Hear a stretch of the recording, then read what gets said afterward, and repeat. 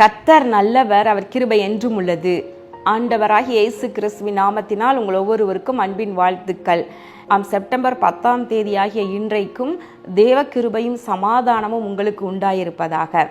இன்றைக்கு நாம் தியானிக்க போகும் வசனம் பிரசங்கி 9வது அதிகாரம் 10வது வசனம். செய்யும்படி உன் கைக்கு நேரிடுகிறது எதுவோ அதை உன் பலத்தோடே செய். செய்யும்படி உன் கைக்கு நேரிடுகிறது எதுவோ.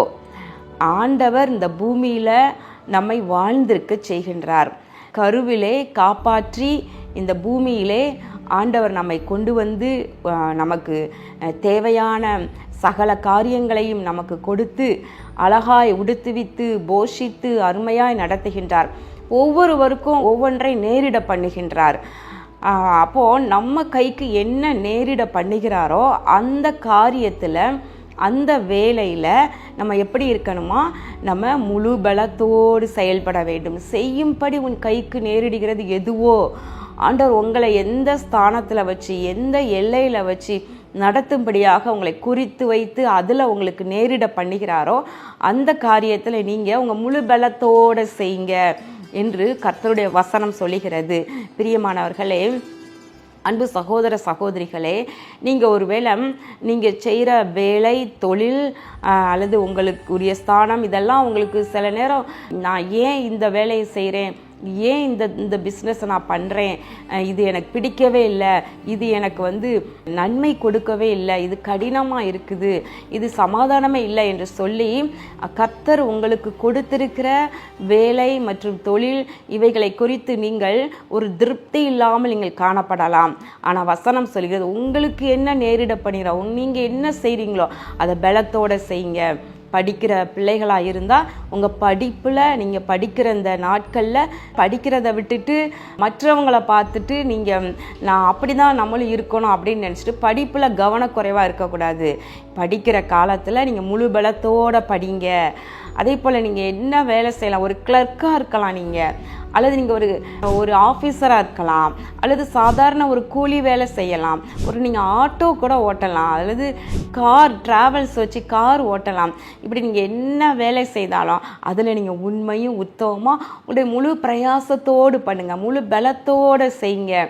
எல்லாருமே நான் கலெக்டராக இருந்தால் நல்லா இருக்குமே நினச்சிட்டு நீங்கள் இப்போ செய்கிற வேலையை கோட்டை விட்டுட்டு சோம்பலாக அஜாக்கிரதையாக செய்யாதீங்க.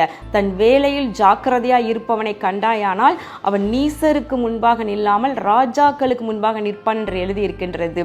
இப்போ நீங்கள் ஜாக்கிரதையாக இருங்க, வேலையில் முழு பலத்தோடு செய்யுங்க.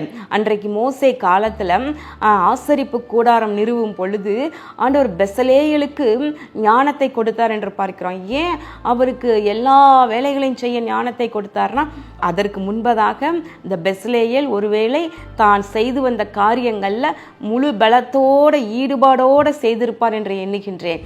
அப்போ யாருக்கு இந்த ஞானத்தின் ஆவியை கொடுக்கலாம், யாருக்கு ஆசரிப்பு கூடாரத்தில் செய்ய வேண்டிய எல்லா வேலைகளையும் செய்வதற்கான ஞானத்தை கொடுக்கலாம் என்று சொல்லி பார்த்து அப்படிப்பட்டவர்களுக்கு ஆண்டவர் குறிப்பிட்ட நபர்களுக்கு அந்த விசேஷ ஞானத்தை கொடுக்கின்றார்.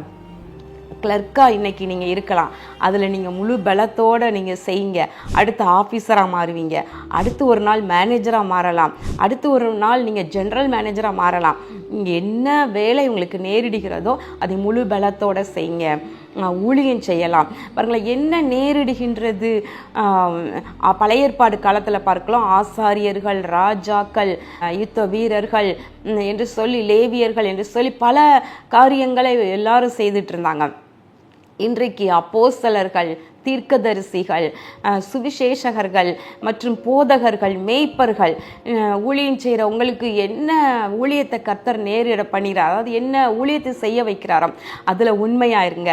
மற்ற ஊழியர்களை பார்த்து நானும் அதை போல் செய்யணும் அப்படின்னு சொல்லிட்டு நீங்கள் உங்களுக்கு கொடுக்கப்பட்ட ஊழியத்தை பலத்தோடு செய்ய மறந்து மற்றதை எண்ணியே நீங்கள் வாழாதீங்க. உங்களுக்கு கர்த்தர் நேரிட பண்ணுகிறத முழு பலத்தோடு செய்யுங்க. ஒருவேளை வீட்டில் இருக்கிற நீங்கள் பெண்களாக இருக்கலாம், நீங்கள் வேலை பார்க்காதவங்களாக இருக்கலாம். இன்றைக்கி அநேக பெண்கள் வேலை பார்க்குறாங்க, அதனால் அவங்களுக்கு குடும்பத்தை கவனிக்க முடியல. வேலை வேலை என்று வேலையிலேயே அவங்க கவனம் செலுத்தி ஓடுகிறதாக வாழ்க்கை போய்விட்டது. ஒருவேளை வீட்டில் இருக்கிற பெண்கள் நீங்கள் நினைக்கலாம், நான் வேலை பார்க்கல, நான் வெட்டியாக இருக்கிறேன். வேலை பார்க்குறவங்க நல்லா கை நிறைய சம்பாதிக்கிறாங்க, எனக்கு அந்த கிருபை இல்லை. நான் என் கணவருடைய வருமானத்தையே நான் எதிர்பார்த்து வாழ வேண்டியதாக இருக்கிறது, சுதந்திரமாக நான் எதுவும் பண்ண முடியல அப்படின்னு நீங்கள் வருத்தத்தோடு இருக்கிறீங்க. குடும்ப பெண்களாக, குடும்ப தலைவிகளாக இருக்கிற பெண்கள் வேலை பார்க்காம நீங்கள் வீட்டில் இருந்தீங்கன்னா அது ஒரு பாக்கியம் உள்ளவர்கள் என்று எண்ணுங்க. உங்களுக்கு தான் நிறையா பணிகளை கர்த்தர் கொடுத்திருக்கின்றார்.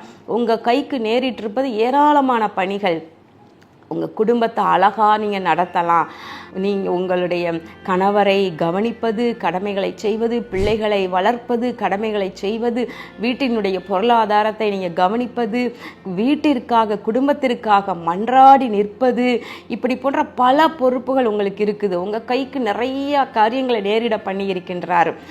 இதை குறித்து நான் ஒரு புத்தகத்தில் கூட அழகாக நான் எழுதியிருக்கின்றேன். பாக்கியவதி என்ற புத்தகத்தில் குடும்ப பெண்களுக்கு எவ்வளவு வேலைகளை, பொறுப்புகளை கொடுத்திருக்கிறார் என்பதை பற்றி நான் எழுதியிருக்கிறேன். நீங்க நல்ல ஒரு குக்கா இருக்கலாம்.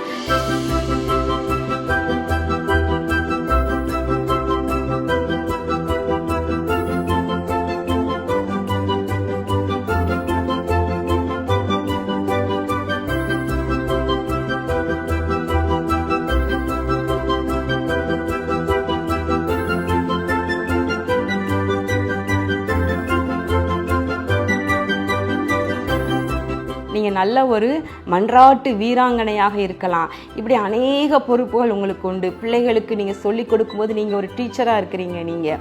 எனவே நீங்கள் கவலைப்படாதீங்க. உங்கள் கைக்கு நேரிடுகிறது எதுவோ அதை முழு பலத்தோடு செய்யுங்க. இன்றைக்கிலிருந்து, ஒருவேளை இதுவரைக்கும் ஏனோ தானோ என்று நீங்கள் வாழ்ந்திருக்கலாம், ஏனோ தானோ என்று உங்கள் காரியங்களை செய்து கொண்டிருக்கலாம். இன்றைக்கு ஒரு தீர்மானம் எடுத்து சின்ன வேலையாக இருந்தாலும் நீங்கள் அதில் முழு பலத்தோடு செய்து பாருங்கள்.